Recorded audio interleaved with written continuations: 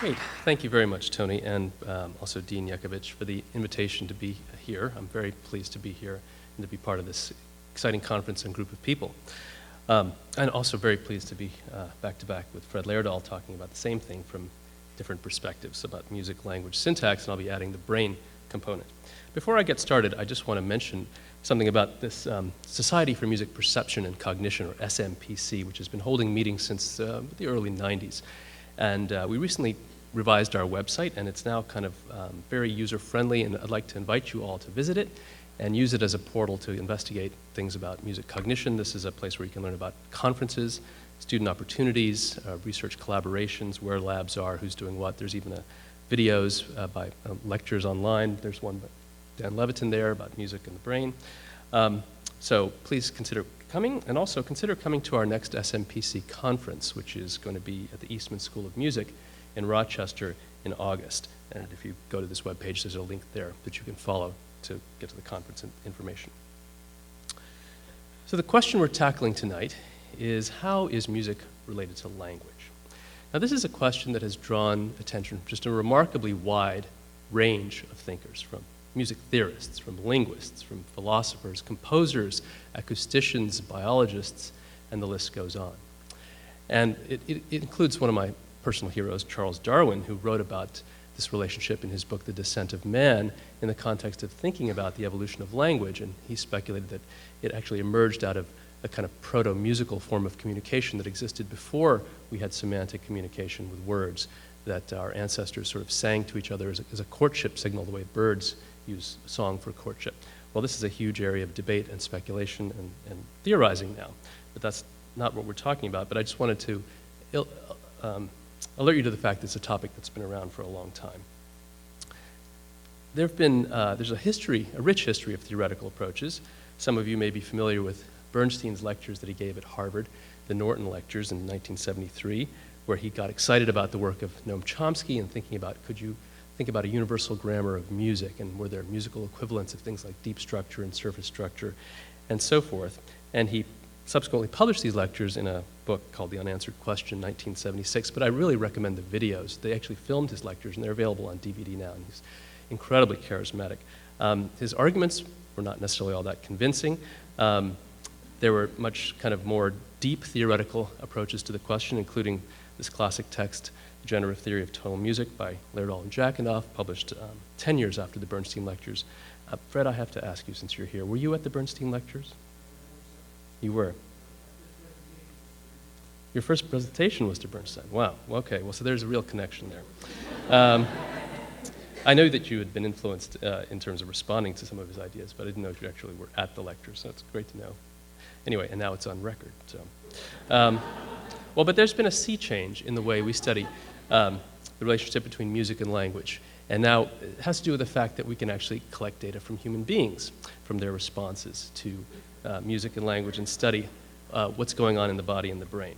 Now, this is not to say that theory is no longer important. Quite the contrary. What's important here is integrating theory and experiment. And for example, Fred's theories have been very important to some of the work that I've done, and empirical work that I've done. By the way, I have to ask, how many of you recognize this image? Okay. Well, for those of you who don't, this is a picture of my laboratory at the Neurosciences Institute. That's me and John Everson on a typical day. So we have new tools that we can apply to this question, including things like reaction time measurements, the study of disorders like aphasia, looking at how aphasics process music, for example. We can use neuroimaging methods like magnetoencephalography, electroencephalography, and fMRI, illustrated in the bottom of this slide, to get at what's going on in the brain. And this area is really growing. There's some new empirical findings. Just to give you one quick taste of that, there's a special issue of Frontiers in Auditory Cognitive Neuroscience on the relationship between music and language that's just being published now, and it's freely available online. You can go there and download articles by researchers from many different countries looking at this question and coming up with new empirical findings. What's motivating this research, much of this research, is a question about the modularity of mind. To what extent do music and language share underlying cognitive and neural mechanisms? Now, this is relevant for things like theoretical debates about whether language uses special purpose mechanisms that are not shared with any other aspects of cognition, to evolutionary questions about where did music and language come from, or did music come first, did language come first, and so forth, and to practical issues like treating people with certain language disorders. If music and language are related in some way, or, perhaps we can use music to treat people with certain types of language disorders and help them recover somewhat from their problems. Now, some overlap between the processing of music and language is certainly to be expected. After all, speech and music both use pitch, timing, and timbre in structured sequences, and so overlap in early sensory processing is quite likely. So the human brain, shown schematically here, and the auditory system in the human brain has many centers before you even get to the cortex. So schematically here, here's a kind of a cut-through picture of a brain. This is the cochlea, and then there's neurons that connect to the cochlear nucleus, and then all these subcortical structures where a lot of processing takes place before you get to the auditory cortex, the primary auditory cortex. And it makes sense that some of the processing of music and speech in those early structures is going to be shared, since they're both using similar acoustic cues. And in fact, neural data support this. There's a nice review by Krauss and Chandrasekaran in Nature Reviews Neuroscience, actually reviewing some very interesting evidence that training on a musical instrument actually changes your subcortical encoding of speech patterns and can actually improve your subcortical encoding of speech in ways that have an impact on how well you hear speech and noise and so forth, and other real-world abilities. And I have a forthcoming paper kind of laying out a hypothesis for why musical training would have these benefits on neural encoding of speech. So you might expect overlap at the sensory level. But what about more abstract processing? In particular, what we're here to talk about tonight, syntax, the cognitive processing of structural relations between events. Now, in language and music, sequences are produced by combining perceptually discrete elements in principled ways. And implicit knowledge of those principles allows us to perceive abstract structural relations between elements, and I'll give you some examples. And this allows us to make sense out of novel sequences, like the sentences you're hearing right now, for example. So let's just give an example from language. Consider this sentence: the girl who kissed the boy opened the door. Now, if you understand English, which I hope you do, you know who did what to whom in this sentence.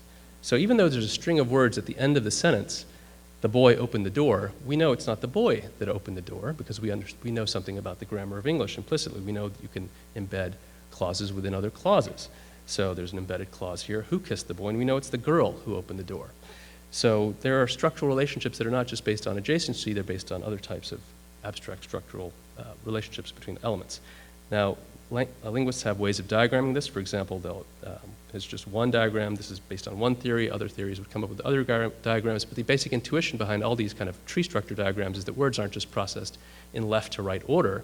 We process words as belonging to phrases, which can be embedded into other phrases and so forth. There's this rich hierarchical structure we all have implicit knowledge of, which allows us to unpack sentences and understand the relationships between words. So which subject goes with which object and so forth. What about musical syntax? Well, we just heard a lot about it, and I'll be focusing, like Fred did, on pitch sequences in Western tonal music. That is instrumental, nonverbal music. Now, these sequences have rich organizational principles, and you just heard a lot about that, and Fred's book is a wonderful exposition of that point. But what I want to focus on tonight is perception, the fact that listeners perceive abstract structural relations between tones when they hear music. They don't just hear a sequence of pitches unconnected from each other, they hear relationships, and some of those are quite abstract. Well, just to drive home the fact that we're looking at how this might be related to language, even though they're very different, I just wanted to play you a little snippet of Bach from some solo cello music. So this is the kind of music I'm thinking of when I talk about is musical processing at all related to language syntax processing.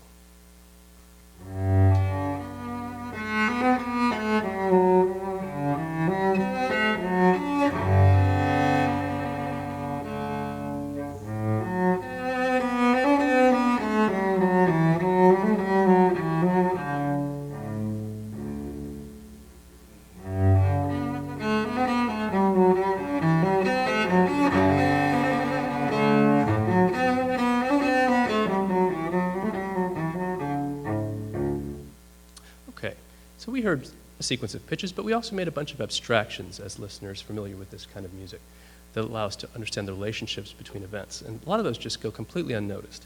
In fact, I think it's kind of amusing. That particular performance came from a CD called Through a Dog's Ear, Music for the Canine Household, music for dogs and their people.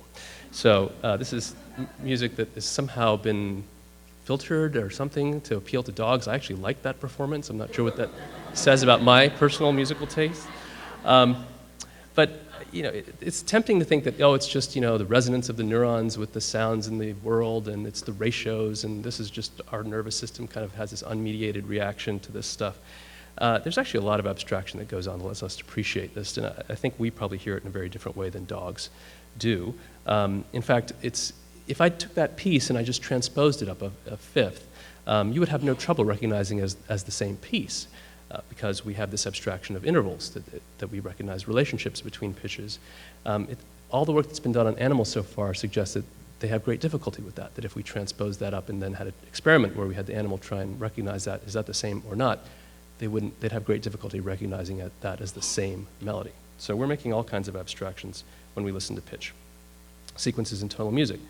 So the question here really is, are any non-trivial cognitive mechanisms shared by linguistic and musical syntax, not about sensory processing, but about these higher level, more abstract relationships? And at first it seems kind of unlikely. I mean, you can easily make a list of the salient differences between language and music in terms of their structures. Language has things like nouns and verbs and subjects and objects. Musical pitch patterns do not. Semantic reference and proposition is in language, not in musical pitch patterns. Conversely, musical has pitch intervals, fixed pitch intervals, and chords. Music has it, language doesn't. And if you look at neural data in terms of this bias in hemispheric activation, which hemisphere tends to get more activated when you process language versus process music, there's a pretty clear left hemisphere bias for syntactic processing in language and a right hemisphere bias for tonal processing in music. And Robert Zatorre talked about some of the tonal data last night. So despite these very dramatic and important differences, are there common mechanisms we use to process structural relations in both domains? And if so, I would argue such mechanisms are likely to be fundamental to our species' communicative abilities.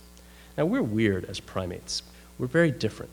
Chimps share 98% of our DNA, and you watch baby chimps play and you watch baby kids play, and there's a lot of similarities in what's going on there in terms of social interactions and all kinds of stuff. But chimps, around this age and little kids can have a lot of similarities, but they gradually grow up into very different kinds of creatures. We communicate with using these highly complex abstract sequences in ways that no primate has ever been able to be taught to do, even when they're raised with humans and given all kinds of support. So something different is happening in our brains, and it's really important to understand why and what the foundations of those abilities are. And this comparative approach might be one way to do that. So the outline of the talk is to talk a little bit about pitch and tonal music, talk about some cognitive aspects, then talk about tonality and linguistic syntax, talk about some paradoxical evidence from neuroscience, and then the possible resolution and some empirical tests of that resolution, that idea, and then some future directions. So focusing on pitch in Western tonal music, let's talk about some cognitive aspects. Well, the pitch continuum is divided into discrete categories, and Fred Laerdal discussed this tonight. And there are 12 pitch classes per octave, so this is easily seen on a piano. So in between each doubling in frequency or octave, there are 12 piano keys, and those are the pitch classes. Now, the pitch classes of different musical traditions and the intervals can be different. For example, the intervals in pitch classes on this Thai xylophone or renat are quite different from a Western musical scale, but it's almost universal across human musics that there is some sort of discretization of pitch into discrete classes, even though the ratios and so forth may be different. And in tonal musical sequences, pitch classes are differentiated in several ways. And this leads us into the topic of musical key and what it does in terms of organizing pitch classes. Well, one of the first things it does is a key selects 7 out of 12 pitch classes, for example, the key of C major. Now, in case none of this means anything to you, I just want to play you some examples to illustrate the fact that many of us have implicit knowledge of this, even if we've never studied music theory. So let me give you I'm going to play you a little melody. And this comes from a test that was developed at the National Institutes of Deafness and Communicative Disorders, NIDCD, to study musical tone deafness. In fact, the genetics of musical tone deafness. And this was a test designed to tell whether people can spot unusual things happening in a melody. So let me play this for you, and you see if you can.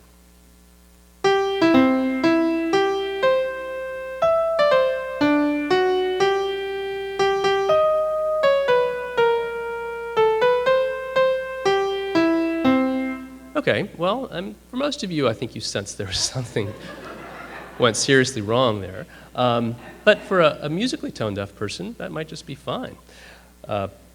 Well, let me just show you what went wrong. This is music notation. I've just circled some of the wrong pitches. And there are two kinds of wrong pitches.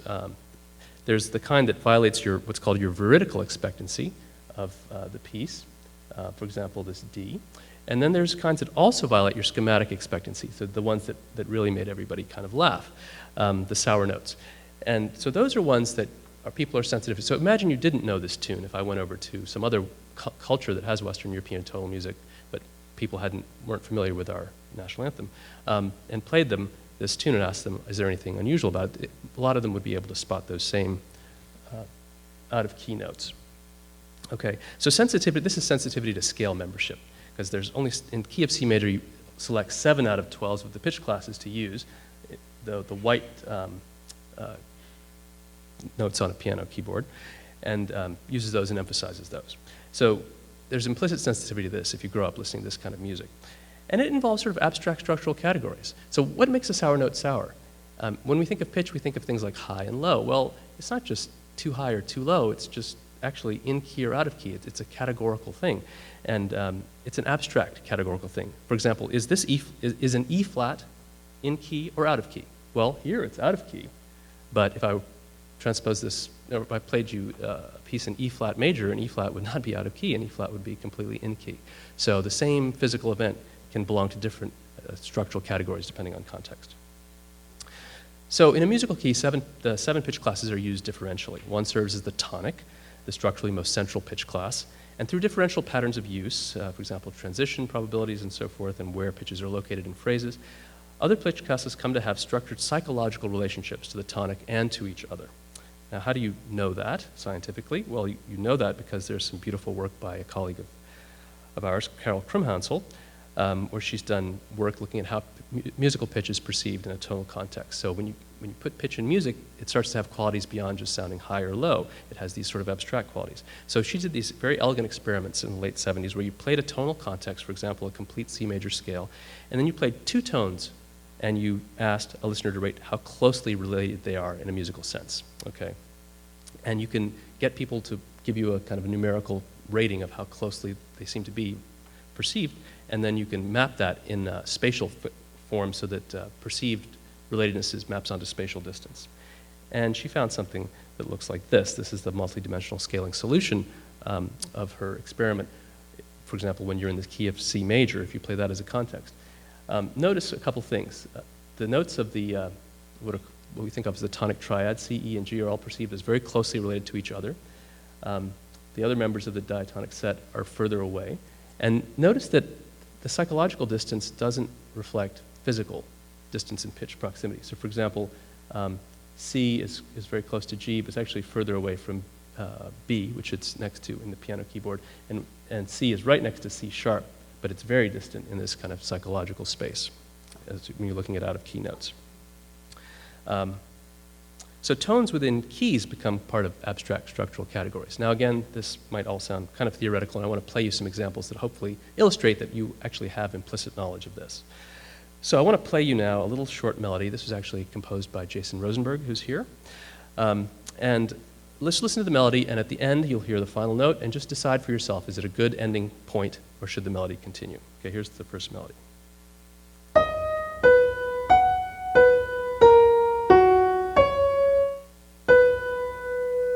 Okay, good ending point? What do you think? Yes? All right, let's listen to the other one. Let's listen to another melody.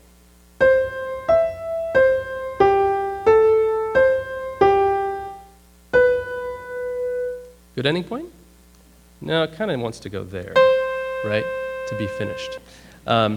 So what was the last note of this first melody, that complete sounding note? It was a B. What was the last note of the second melody, that incomplete sounding note? It was a B. So it's exactly the same physical signal going into your brain being interpreted in very different ways because of the different role that that tone plays in the key. In one case it's the tonic, in the other case it's the leading tone. So again, these are abstract structural categories. This is a property of a note in a particular context. Is a B a tonic or a leading tone? It depends what context you're in. Okay. And finally, musical keys in Western music are organized with respect to each other. So keys that share many pitch classes are considered closely related in musical theory. theoretical relatedness can be portrayed spatially on the circle of fifths, and perceived relatedness of keys drops off with distance along the circle of fifths. Again, whether or not you've had music theory, you have implicit sensitivity to this. Let me just illustrate that. So here's a nice kind of typical sounding Western tonal chord sequence from my colleague Stefan Kolsch.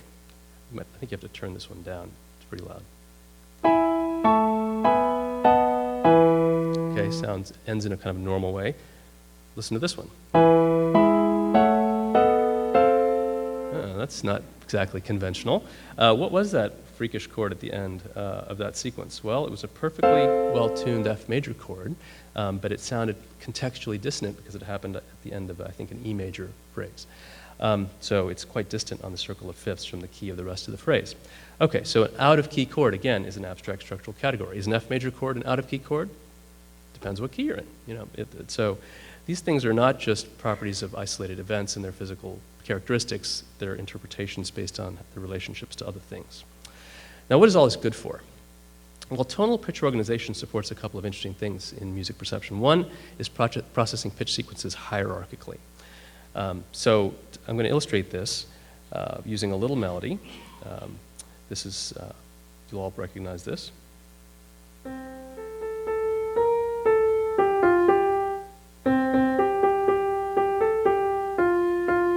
Okay, so Hush Little Baby. Now, according to a number of theories, including Laerdal and Jackendoff, when we hear that, we don't just hear relationships based on nearest neighbor things. We actually abstract sort of a structural skeleton from that melody. And that's what partly allows us to hear, different versions of this melody, like a jazzy elaboration of it, and so forth. So here's the theory about one level of the skeleton that we extract.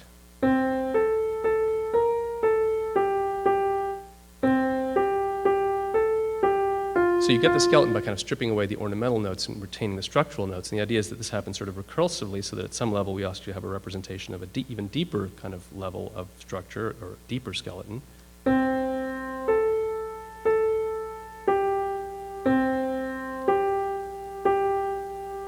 Okay, and again, this is partly what allows us to recognize elaborations and transformations of this thing. And this can all be portrayed diagrammatically. Fred talked about how you can draw trees that represent these relationships. Another way to do it is just to strip away the ornamental pitches at successive levels and reveal the skeleton and the skeleton within the skeleton and so forth. This all comes from a nice, elegant empirical study from Large et al., where they actually had piano players improvise different variations on this little melody, and they saw which pitches they tended to keep and which pitches they tended to change, as a nice, elegant way of seeing what's the structural skeleton of the melody. And this is some of their based on their empirical data. So another thing that tonal pitch organization supports this, because one of the things that helps the mind decide, is this a structural pitch or an ornamental pitch, is its place in the tonal system? Is it a tonally stable, structurally important note? All right, another thing it supports is the perception of tension and resolution based on pitch relations.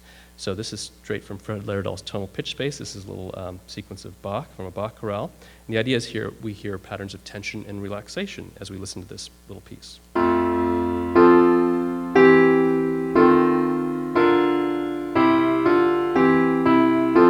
And the tension peak is here when this out-of-key chord is introduced. So you're using tonal pitch to kind of contribute to this sense of tension and relaxation. And as Fred mentioned, there's a whole theory behind this about how this tension is nested hierarchically, small scale patterns within higher scale ones, and so forth. All right, so we can ask three questions about tonality. First, how specific is it to Western music? Well, there's certain basic aspects, kind of the basic infrastructure, that are not. So division of the octave into discrete pitch classes, selection of a subset of pitch classes in creating musical scales, and within a scale, one note serves as a tonic, and so forth. This is seen in many musical systems, including in Indian classical music and popular music. Now, things like harmony, chord progressions, major minor modes, and modulation, those are our specialties of Western music, but I'm really focusing tonight on kind of the infrastructure that lies beneath that. And how is this implicit knowledge that we have acquired? How do we develop these sensitivities? Well, the consensus at the moment is it's not an innate universal grammar of music, contra what Bernstein had argued in his lectures. It's acquired by experience. For example, statistical learning from patterns in the environment. David Huron has written about this in his wonderful book. Carol Krumhansel and Lola Cuddy have a chapter about this in a recent volume on music perception. And a final question is tonality the only or, quote, best foundation for music? And I think the answer is pretty clearly no. There's many ways to organize music and many ways to get aesthetic satisfaction out of music. And I have this little do try this at home experiment to remind me, to tell you that when I first came to appreciate non-tonal music was by playing it. I had a very talented classical guitar teacher who was also a composer, and he actually he had atonal etudes he'd written for the guitar.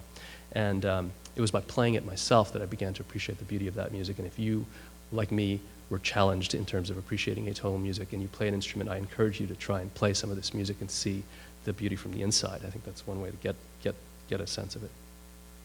Okay, so I've told you a bit about tonality because I'm going to be comparing it to linguistic syntax. So one of the first things we can do when we compare it is just notice how many striking differences there are. And Fred talked about this. The structural categories are different. For example, language has things like subjects and objects. Music has things like tonics and dominants. Tonal music does. Those are just different. You can't map them onto each other. And Fred was right in saying Bernstein had made this kind of mistake of looking for direct parallels between language and music syntax in this regard. There's different kinds of hierarchical tree structure, and Fred talked a lot about that. The structural trees that they draw over their musical passages don't look like syntactic trees in traditional syntactic theory in language. There's opposite hemispheric biases. Robert Satori talked about the right hemisphere bias for tonal pitch processing. There's lots of evidence for left hemisphere bias in linguistic syntax. In imaging studies, also neuropsychology, it's left hemisphere damage that tends to lead to linguistic syntax processing problems. In contrast, it's right hemisphere damage that tends to lead to tonal pitch processing problems. This is just one image from a review paper by Lauren Stewart in brain, and here she's got a diagram. You're just looking down on the brain from the top now, sort of slice view. And these colored areas are areas where a number of studies have reached agree that lesions in these areas tend to lead to tonal pitch processing deficits. So as you can see, there's a big hemispheric asymmetry. I mean, this is thresholded, so there are a few studies with left lesions, but not as many as there are with right. Okay, and finally, linguistic syntax has an intimate relationship to referential propositional meaning, and tonality does not. Okay, I mean, we could just go on. I mean, there's just so many important and striking differences between the systems. So why are we even comparing their processing at all? Well, I think the similarities and differences are both actually informative. Comparing them can help us illuminate what's unique and what's not about the two syntactic systems in terms of brain processing. And if connections do exist, there are practical implications, for example, for how we study and treat brain disorders that impact linguistic syntactic processing, such as specific language impairment in children or agrammatic Broca's aphasia in adults. Okay, that's all fine, but why, from a kind of theoretical perspective, would there be any overlap at all between tonality and linguistic syntactic processing? Well, this is my most text-heavy slide. I apologize for this, but I'm just going to show it to you and read you the sentences and have you bear with me. In linguistic and tonal sequences, the brain interprets incoming events in terms of a small number of abstract structural categories. For example, a word in a sentence is not just a semantic pointer to an entity in the world, it also belongs to a structural category such as subject, object, indirect object, and its status with regard to these categories is crucial for understanding sentence meaning. In tonal music, pitches also become part of abstract structural categories. For example, a well-tuned note like A4 can be in key or out of key, depending on the context, and when it's in key, it can vary in the structural role it plays, such as a tonic note versus a leading tone, depending on the key in which it occurs. So the basic point is that language and music both use relational structural categories which are conceptually distinct from individual event identity. So kind of intuitive way of thinking about this. Is the word table a subject or an object? Who knows? Depends how it's used in a sentence. Is it even a noun or a verb? You don't know until it's used in a sentence. You can say, my pen is on the table, or I'd like to table the motion from the speaker, and then you've got a different syntactic category there. Is a C chord a tonic or a dominant? Well, who knows? It depends on the context. It's going to take on that structural role in a particular context. And this is a role that relates to other elements in the sequence. Okay, so that's interesting, but what does the evidence from neuroscience suggest about tonality and syntax and how they might be related? Well, certain brain damage cases suggest no overlap, and Fred mentioned the work of Isabelle Peretz, which has been very important and influential in this regard. She's got a beautiful case study, for example, in 1993 of a case called GL. The neuropsychological patients are often named by their initials, of what's called amusia without aphasia. So this is somebody who had a gentleman who was a music lover. He had 2 strokes, which included bilateral rostral superior temporal gyrus, so regions near the auditory cortex, but not the primary auditory cortex on the sides of the brain. And through her testing, she showed he could discriminate individual pitches, even melodic contour, but he had lost his sensitivity to musical key, to all these abstract properties that we were talking about. Is it in key, out of key? Is it tense? Is it resolved? And it wasn't an auditory short-term memory problem, and he was a music lover prior to stroke. It wasn't just that he never cared for music and didn't listen to it. And he scored totally in the normal range on aphasia tests. And she published pictures of his lesions, which you can't really see that well, but they're in the published papers. So this is a clear case of where you can just shut down this tonality processing and language just seems fine, okay? And you get the opposite. You get aphasia without amusia, and there's a celebrated case of Vissarion Shebelin, a Russian composer who was a friend of Shostakovich, presented by Alexandra Luria, one of the 20th century great neuropsychologists, in an article in '65. A couple of strokes, again, lost his ability to speak and communicate through language, continued to compose and compose symphonies that were admired by his contemporaries. So this is what neuropsychology calls a double dissociation. Some patients have music deficits but not language, and other patients have the converse. And in neuropsychology, this is generally taken as case closed. You don't waste your time looking for any relationships between these cognitive domains, because we know from these cases these things have nothing to do with each other. Okay. Well, I wanted to take a new approach to this question back in the 1990s, because no one had asked, how do brain responses to linguistic syntactic processing and tonality processing compare in healthy, normal individuals? So not in brain damage cases. And, are we going to get the same picture, or are we going to see something different? And partly the reason why nobody had asked this question before is that the techniques hadn't existed before, and the emergence of cognitive neuroscience and neuroimaging was relatively new at the time, and the creation of things like event-related potentials, the ability to measure brain waves as sequences unfold in time, and apply that to language and music processing was all just emerging. And it was a very exciting time to start applying these to these questions. I was very stimulated by some work that was going on in the 90s about language processing and event-related brain potentials, or ERPs as they're called. So these researchers had found that there were characteristic responses to certain types of linguistic events in sequences. So for example, in a classic study, Kudus and Hilliard looked at responses to words that differed in how well they fit semantically into a sentence. So consider these sentences. The pizza was too hot to eat. Last word, totally sensible semantically. The pizza was too hot to drink. Okay, that's bizarre. And if you look at what happens in the brain waves, you see a salient difference in the response to that last word. And this is what's called this is a diagram of an event-related potential. 0 marks the onset of this final word, and negative is plotted up by convention in this field. And you get a much bigger N400, a negative going wave which peaks around 400 milliseconds to the semantically unexpected word that doesn't seem to fit. Now, this is not just a response to semantic anomalies. You actually get an N400 to each word in the sentence, and it's amplitude that's modulated by how unexpected semantically a word is or how well it fits into the sentence. So you can compare sentences like Jenny put the sweet in her mouth, which is a very semantically expected ending, versus Jenny put the sweet in her pocket, not at all bizarre, but semantically less expected. If you ask people to complete this sentence, a lot more people will say mouth than pocket, and you get a bigger N400 to pocket than to mouth. So it's something about the cost of semantic integration that seems to be reflected here. At the same time, other researchers were showing you get a qualitatively different brain response to a syntactic change to a sentence as opposed to a semantic one. So for example, consider these sentences. The child throws the toy on the ground, perfectly grammatical. The child throw the toy on the ground, not grammatical. And so this is a grammatical manipulation, not a semantic manipulation. And you get a qualitatively different brainwave.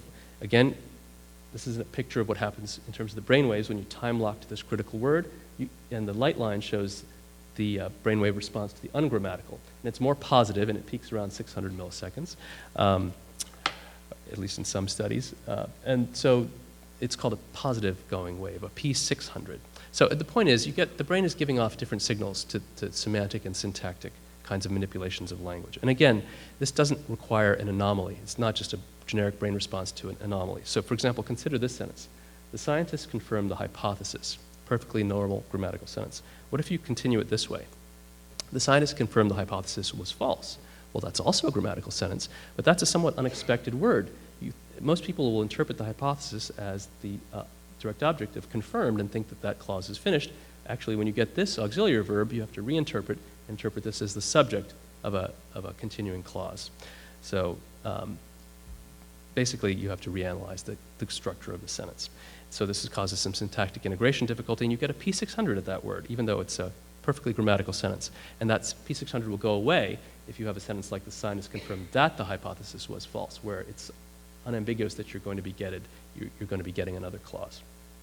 Okay, so the basic point is that these are interesting brain responses. They're not just error responses in the brain. They seem to be specific to syntactic, or differentiate syntactic from semantic processing. Now, these are just two of many brain responses you get to language processing. There are other brain waves you get to syntactic processing, for example, like the left anterior negativity. I won't be talking about all that in the interest of time. The question we were interested in was, what kind of brain response would tonal harmonic processing produce? Okay? Would it resemble the brain's response to linguistic syntactic processing? And the assumption here is that this P600 brainwave is some sort of a signature of syntactic processing, and there's still some agreement about that. There's a recent review paper, if you'd like to take a look at that.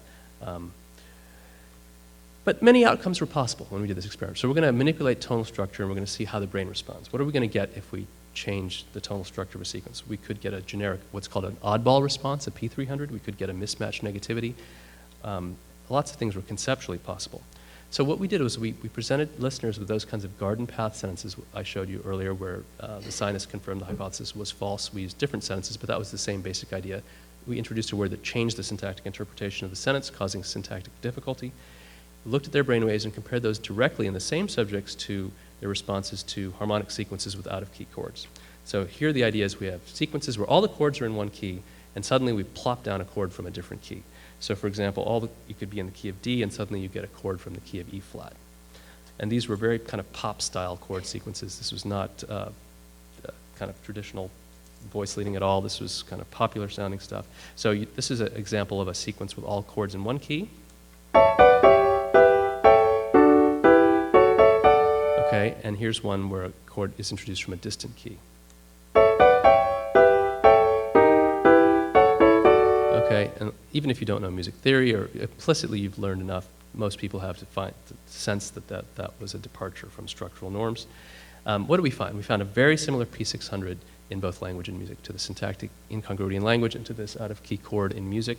We also saw another brainwave, right anterior negativity, with a shorter latency and more right lateralized. And this was interesting because this was the first kind of head-to-head comparison of brain responses to tonality and linguistic syntax, and it suggested something in common.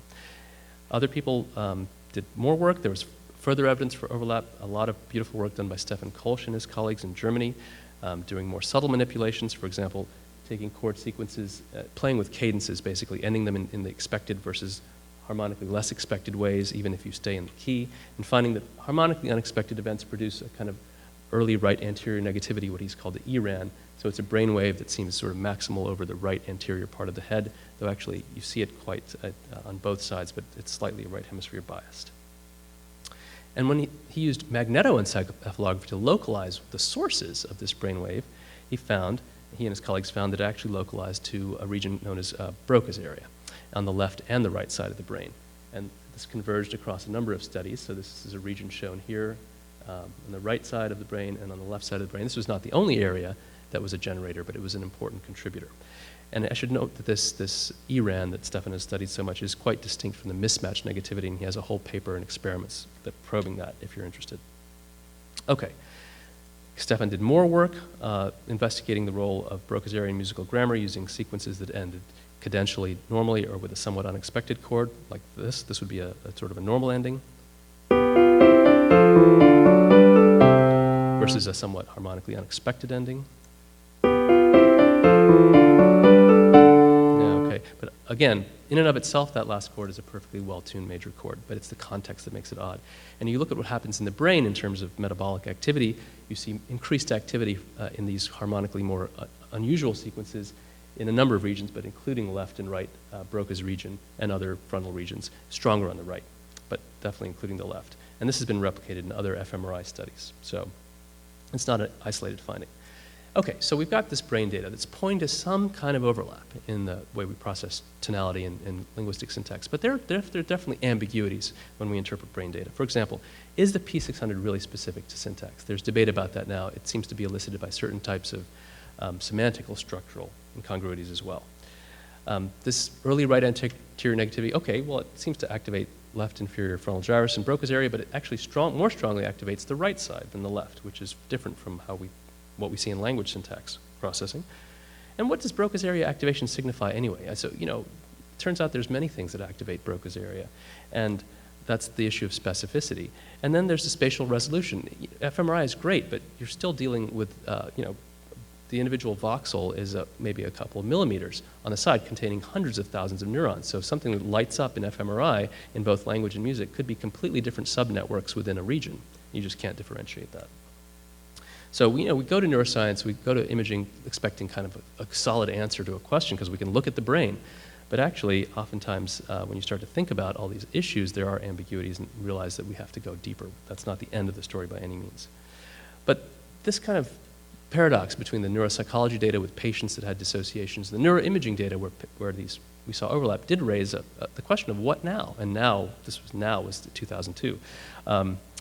And one idea is that, okay, there are these different findings, and clearly one is going to be right, and the other is just wrong, and we just need to do more work. So maybe all the imaging work has flaws, and the neuropsychology will really show us the way, the dissociations. And you could flip that around if you're a fan of neuroimaging. And the conjecture I had at the time is, well, we could dig as deep a hole as we want in neuroscience, with neuroimaging and with neuropsychology, and we could just get more and more evidence for dissociation and for overlap. What are we going to do? Just digging a deeper hole is not going to be the way to go. So we need a new framework. And that was the conjecture that maybe both views will prove right. Maybe there's both dissociation and overlap, and we need a new framework to reconcile that. Okay, so the framework I proposed is something I call resource sharing. And I just want to give you the intuition of it before I walk you through more of the technical details. The basic intuition is just the idea of shared processing mechanisms acting on distinct representations or knowledge bases. Okay, how can I illustrate that intuitively? All right, let's say you play the game of chess, and I show you this image, okay? Now, you look at that image, and you immediately know a bunch of stuff that is pretty chess-specific, right? You know that's a king, that's a queen, that's a bishop, you know what kind of moves they can make, you know what a checkmate is. You know a bunch of stuff that has to do with specific representations of chess and knowledge about chess that just doesn't really apply to anything else in your life. However, when you go to play the game of chess, are you using processing mechanisms that are unique to chess?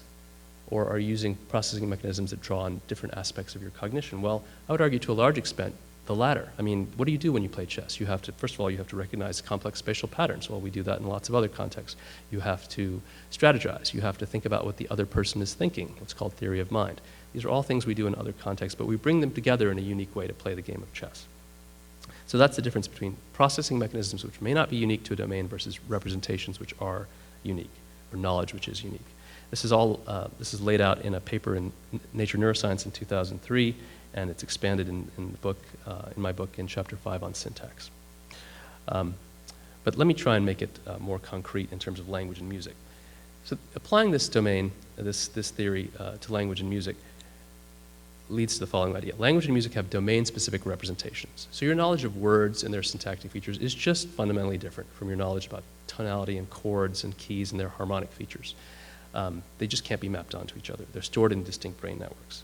But when language and music have similar processing demands, they share neural resources that act on these domain-specific representations.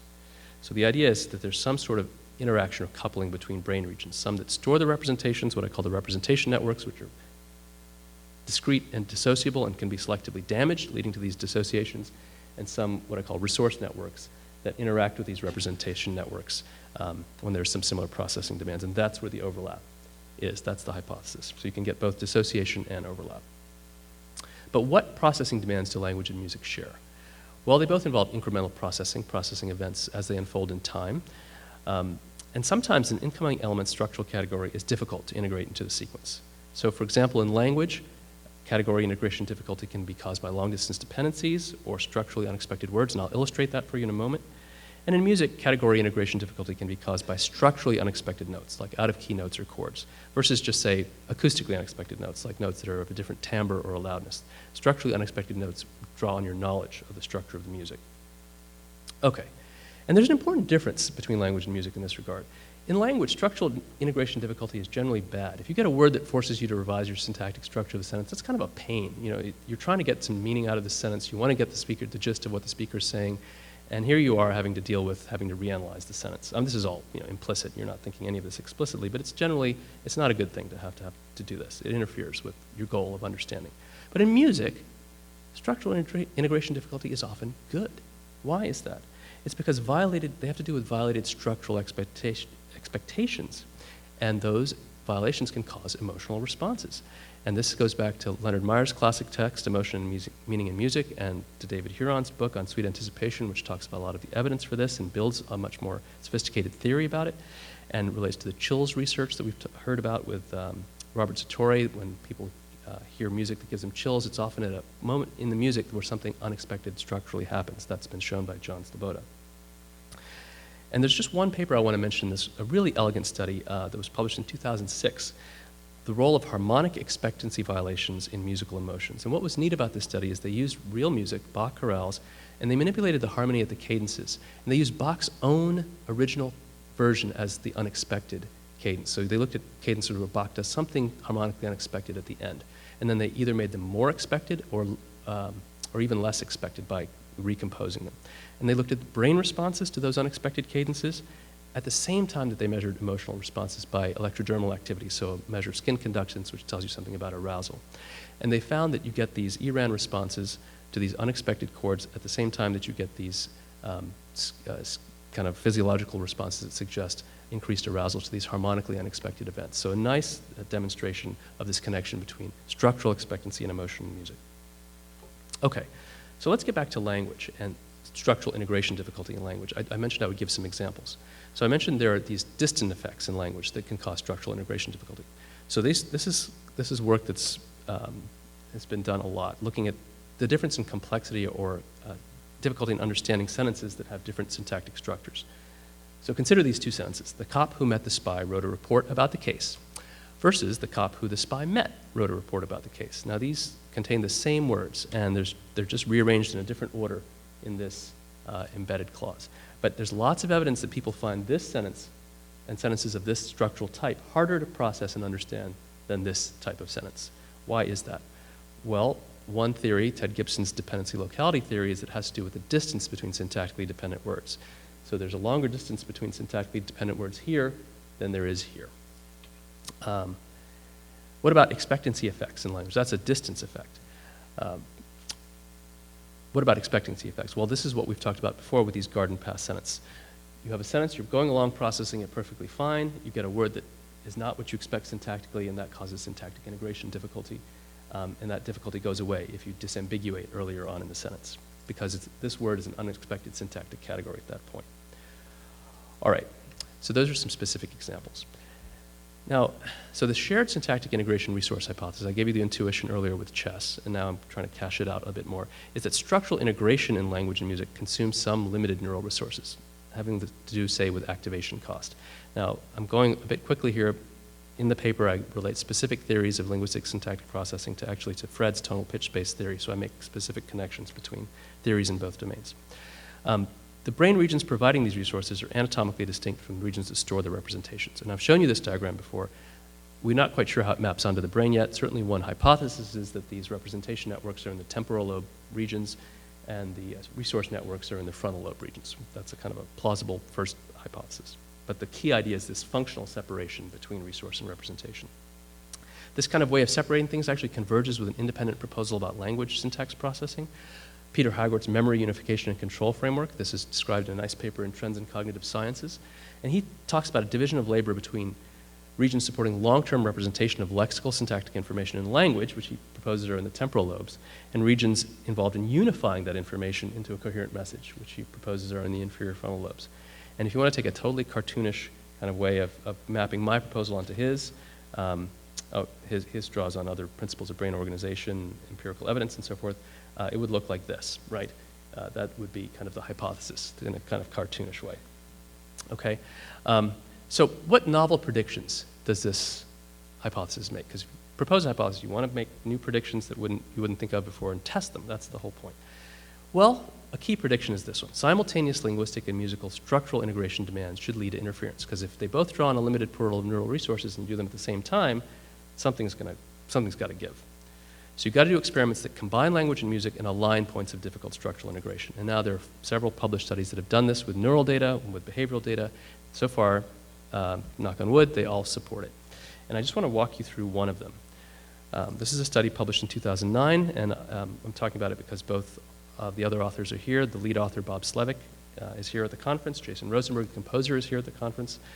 And the nickname is Psycholinguistics Meets Bach. And it's using a technique that's kind of a workhorse of linguistic syntactic processing research, self-paced reading. And I'll illustrate that for you in a minute. And the goal here is to manipulate linguistic structural integration difficulty via expectancy. So for example, if you're a subject in this experiment, you're pressing buttons, you're seeing more and more of a sentence, you're reading it, and there's a word that we care about. We don't highlight it in yellow for you, but I've highlighted it for the subjects. I've highlighted it for you. But this is the word we care about. As you've seen before, this is the word where we think there's going to be some syntactic integration difficulty. And typically what's found is that people slow down. They take longer to read that word because of this syntactic integration difficulty.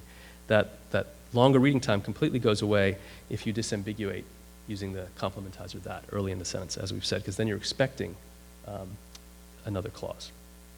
Okay, so what did we do? We did this kind of experiment. We made the sentences a bit longer by adding a few more things. Why did we do that? Because we added music to the experiment.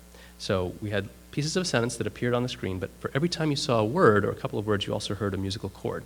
So each word was paired with a chord, and the chords were kind of sort of pseudo-Bach style chord sequences that created a coherent harmonic progression. And at that critical point in the sentence where we think your brain is getting taxed because of a difficult linguistic syntactic integration, we're going to do something. We're going to manipulate things. We're either going to give you an in-key chord that structurally fits the sequence, or we're going to give you an out-of-key chord, a chord somewhere between 3 and 5 steps away on the circle of fifths, a structurally unexpected chord.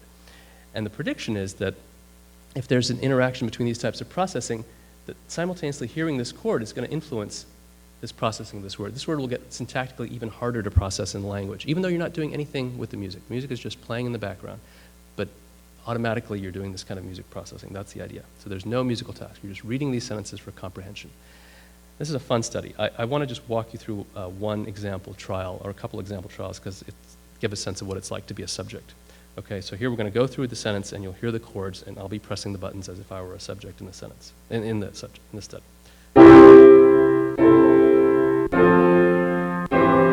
And that was either there or not.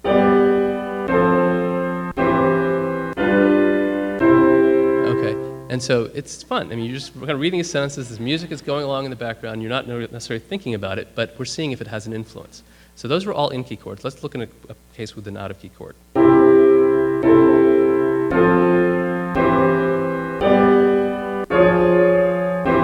Okay, so did you hear the out-of-key chord on was? Okay, so that was there, right? So here's the question. What's going to happen at that critical word in these different conditions? So what I'm going to show you now is how long people took to read these words, and it's a difference between how long they took to read it when it was in the syntactically unexpected versus the expected condition in the language.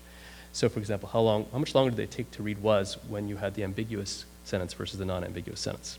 So this is when all the chords were in key, and you can see they kind of slow down here. There's a slowdown. That's what this positive above 0 data point means, and there's some spillover into subsequent regions. This is what's called the garden path effect. What if you do it with that out-of-key chord at that critical point? Well, suddenly the time you take to read and process that word goes up dramatically. There's this interaction with the language processing. Well, that was interesting. It suggested that the music and the structure of the music was influencing the way you process the grammar of the sentence. But this called for some control experiments. What if you just did this whole thing again, and instead of a syntactically unexpected word, you put a semantically unexpected word, like the boss warned the mailman to watch for angry pigs when delivering the mail. That's pretty unusual. You'd expect dogs, right? And you can do exactly the same kind of manipulation. And do you slow down when you get the semantically unexpected word, and then do you slow down even disproportionately when you get an out-of-key chord? Well, this is what happens when you get the semantically unexpected word. Again, it's the difference between how long you take to read the expected minus the unexpected. Yes, you do slow down for the unexpected word. You take longer to process it, and there's some spillover into later words. That's the semantic unexpectancy effect. But you don't get an additional boost in how difficult that word is to process when you have a simultaneously out-of-key chord. you don't get the interaction. Then another important control is you could ask, well, maybe it's not just key or nothing to do with structure of music, it's just something acoustically deviant is happening and kind of surprising, and you're doing it at a point where syntactic processing is vulnerable. So we tested that by doing another experiment where we paired these sequences with chords that didn't change key, but they changed timbre. So now you're going along in the sequence, and suddenly you get a chord in an organ timbre in an otherwise piano timbre piece, which is weird. And we see, does that also slow you down additionally in your processing of the grammar of the sentence? So this is what it was like.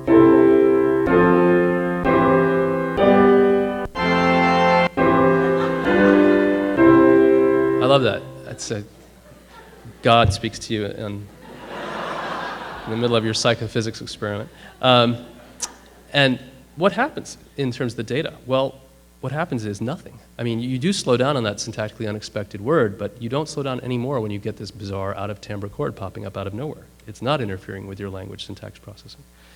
And you redo the experiment with syntax, again, semantics, again, you slow down at the unexpected word, and there's spillover into later regions, but you don't get the interaction with processing with this timbral violation. So to summarize, when you present words and music together, it's only when you have an out-of-key chord at the same time as a syntactically unexpected word you get a big influence on the language processing in terms of the syntactic processing. You don't see it with semantics or with timbre. So musical harmonic processing interferes with linguistic syntactic processing, but doesn't interfere with semantic processing, and timbre violations don't interfere. And it supports the idea of some shared processing of tonality and linguistic syntax. Well, there's calls for future work, which we're doing now with more extreme semantic manipulations, ones that force you to revise your semantic interpretation of a sentence, less extreme tonal manipulations. So what if you, instead of having an out-of-key chord, you just have a tonally unexpected chord in terms of function. So you get a subdominant when you're expecting a tonic or something like that. So we're going to make one semantic manipulation stronger, bigger hammer, and then the tonal manipulations weaker, and so forth. But these are all different ways of probing this. I want to tell you about one other empirical study which used a different approach. And this is an important study because it used unambiguous grammatical sentences. So one critique of all these interference studies is, well, you know, you've got some kind of weird thing going on with the linguistic grammar, and so you're engaging some sort of structural violation mechanism that is not part of normal language processing. So we used fully grammatical sentences, like the ones I told you about earlier, the different complexity. Remember the ones that had the different degree of syntactic complexity depending on how distant the dependencies were? Well, we had sentences like that. The boy that helped the girl got an A on the test versus the boy that the girl helped got an A on a test. What are called subject versus object extracted relative clause sentences. But what we did differently is lots of work has been done, as I mentioned, in psycholinguistics showing that these sorts of sentences are harder to process. What we did differently is instead of having a speaker just read them out loud, and we had an opera singer actually sing these to melodies, again, composed by Jason Rosenberg, and we did it in a couple of different ways. In one case, all the melodies were with in-key notes, and we asked, at the end of each sentence, we asked a simple comprehension question about who did what to whom, like, did the boy help the girl? So making sure they were paying attention to the meaning of the sentence. And what we found was, we just replicated what people have done with ordinary sentences, is that this is comprehension accuracy now. Comprehension is better for the syntactically simpler sentence than for the syntactically more complex sentence. Okay? That's what that data shows. And then we did a kind of a sneaky thing. We put an out-of-key note in the melody, one out-of-key note. And where do we put it? Well, we put it at the point where the Gibson's theory of locality suggests you get the maximum syntactic integration difficulty because you've got a long-distance dependency you have to deal with here, whereas you don't here. Now what happens? Well, suddenly, you get a bigger difference between these two sentences. This sentence is now much harder to process than this sentence. The difference in processing difficulty is bigger. It's as if you've somehow interfered with the syntactic processing of that sentence, of that complex sentence, by adding another complexity from the domain of music. And of course, again, we have to rule out that you're just doing something that it distracts attention at that particular point in time. And so we did another condition where we suddenly made the note very loud, like 10 decibels louder. So the opera singer's singing along, and suddenly one note pops out in loudness at you. It's in key, but it's psychoacoustically bizarre. What happens there? Well, in that case, you don't get the interaction. These sentences are harder to process than that, but adding a suddenly loud note doesn't make them disproportionately harder to process. Well, that was kind of a neat finding. I should mention that one of the authors on that study is shown here. This is Daniel Casasante, who had a former life as an opera singer, a professional opera singer, though now he's a professional cognitive scientist, and we caught him at a good time in that transition. He was able to sing all these stimuli for us. So to summarize this study, tonally unexpected notes interfere with the processing of linguistic syntax, and psychoacoustically deviant notes do not.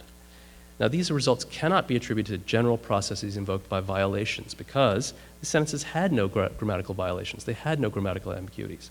And these loud note violations did not interact with linguistic processing. So you can't just explain this away as kind of an artifact of putting violations in language and music together. And actually, this is something I'd like to ask David Huron about. Statistically, suddenly loud notes are probably rarer than chromatic notes in melody. So, okay, so we put in an occasional out-of-key note, but that's not musically bizarre. That happens a lot in music. On the other hand, you're going along in a melody, like Fred played you the Beatles melody, and we heard some other stuff, and the singer never suddenly just popped one note out 10 dB louder than the notes around it. I mean, that is kind of weird. So from a pure probability standpoint, that's a very improbable event, and yet it didn't interact with the language syntax processing. Okay, so I just want to say a word about these behavioral interference studies. First of all, they're much less expensive than neuroimaging. So it's $400 an hour to rent a scanner. I mean, you can have a lot of fun for $400 an hour. And so these kinds of behavioral experiments, you could probably run the whole experiment for $400, including all 30 subjects and what have you. And so that's really attractive to me. And also, they provide stronger evidence of processing overlap than just finding similar brain responses to tonality and linguistic syntax in imaging studies, if you use the appropriate control conditions in these behavioral studies. As I mentioned, there's ambiguities in how you interpret overlapping activations in the brain data. Whereas I think in some ways the inferences you can draw from these behavioral studies are stronger. And kind of a message here is that cognitive neuroscience needs multiple approaches, right? We have to, as Robert Zatorri mentioned this, we start to believe things when we see converging evidence from multiple methodologies. It's not just about sticking people in a scanner and seeing what lights up. And I think these sorts of interference studies should be expanded to non-harmonic but tonal musical systems like Indian music, and even to non-tonal musical systems to see if there are these sorts of responses. Now, of course, I'm kind of cheering for these behavioral studies, but I'm not saying that neural studies aren't important. In fact, they remain very important, and they're crucial for this line of research. And several neural studies support some processing overlap between neural linguistic syntax and tonality.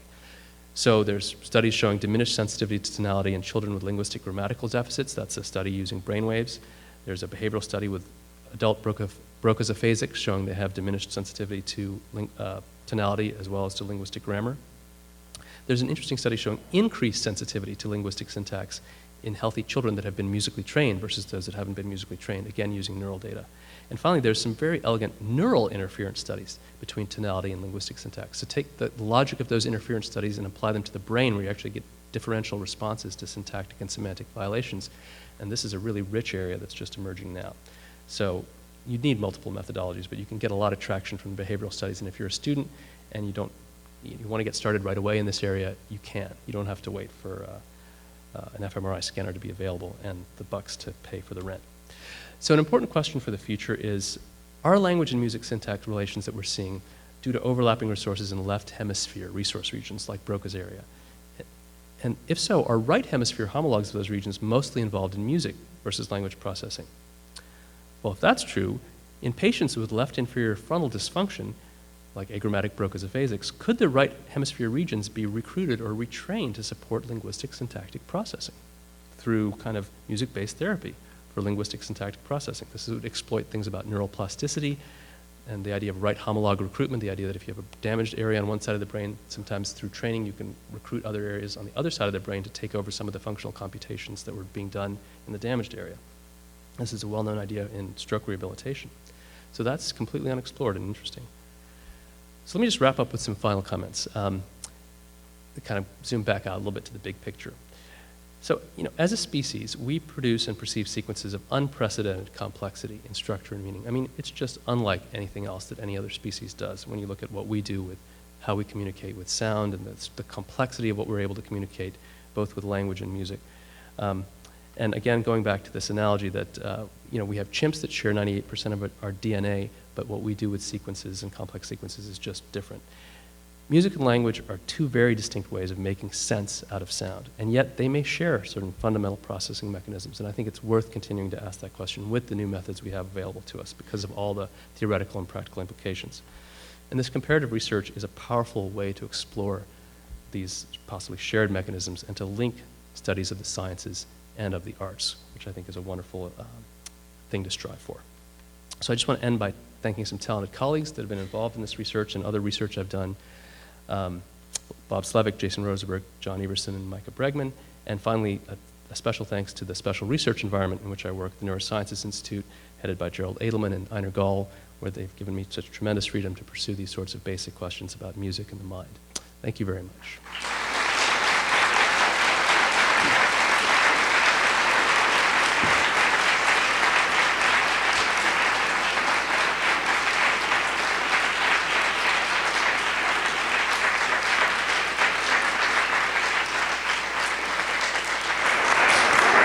Do we have time for questions? Just a couple questions, okay. Yeah. Instructional innovation, struggling with words generally bad, difficult, but do you think that that's kind of what poetry does? Oh, very interesting. Yeah, I think that's a very interesting observation. I had that slide about how structural integration is bad in ordinary language, in day-to-day conversation where all we want to do is get the gist. Or it's not all we want to do, but that's a major focus of what we want to do. But in poetry, that's not just what we're interested in. We're interested in creative structure and changes on typical patterns. And I think that's a very good point. That's a nice example of a language genre where those things can be played with artfully and bring us pleasure. Yes. Yeah. Your examples with the garden path sentences and the other two notes. Yeah. One might have predicted, because the other two notes was at the point where the bad thing happened, that it might say to the listener, hey, something bad happened. An alerting response. And therefore you might expect a diminished difference, but you didn't. A diminished difference. Oh. Because it's easier because something's going to happen on it. Yeah. Well, that's an interesting point. I mean, remember. Try putting the other two notes anywhere else. No, that's a great idea. So one clear prediction of this hypothesis is that it matters very much where you put those notes. It's at the same time you're causing these resource demands in language. If you put them somewhere else, you shouldn't get the interaction. That's the prediction. So, and in this study, it was kind of, we didn't direct people's attention to the outer keynotes. So we were, yeah, which was, I think, one strength of this study. Yeah? There's a lot of recent theories of syntax that involve looking at syntax in terms of constructions. And these theories, I guess, started by Fillmore, but you know, people like Delville Word and also Ronald Landner or Literal Word. There's also things. Yeah. Basically erase the line, the sharp, bright line that people try to draw between syntax And semantics. Yeah. You get construction, and you can get constructions like, I threw Mary the ball. Yeah. And then you can replace that verb with things that progressively, semantically are a little bit more anomalous with the throw ball until you get things like, I breathed the ball to Mary or something like that. And so you can actually see a climb between semantically anomalous and semantically anomalous. Interesting. So I was wondering if you look at that climb, Yeah. your methodology, whether you'd be able to sort of see some graduated behavior. Yes, right, that music doesn't fall like starkly on one side or the other, right? Is that what you're suggesting? That in terms of... Yeah. Oh, I see. Oh, instead of just doing this kind of stark syntax versus semantics manipulations, having a more... Yeah. Yeah. Yes. Yes, that's a very good idea. The experiment Bob Slevik and I are doing now is somewhat related to, we're introducing a semantic word that forces you to revise your semantic interpretation of a sentence, changing your interpretation of the meaning of the prior word. So using semantic ambiguity, like does bank mean the place you put your money or the side of the river, right? You get a word that, you hear the word bank as part of a sentence and you're going down and you suddenly get a word that makes you realize it wasn't the meaning you thought it was. So it's a revision, like we think we are seeing in the syntax condition. But again, I think your idea is very good because it takes this idea of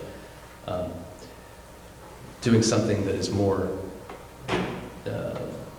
as you say, graded between syntax and semantics, rather than just putting them in different buckets. And I think it would be really interesting to see where music does and doesn't interact with those sorts of things. Yeah.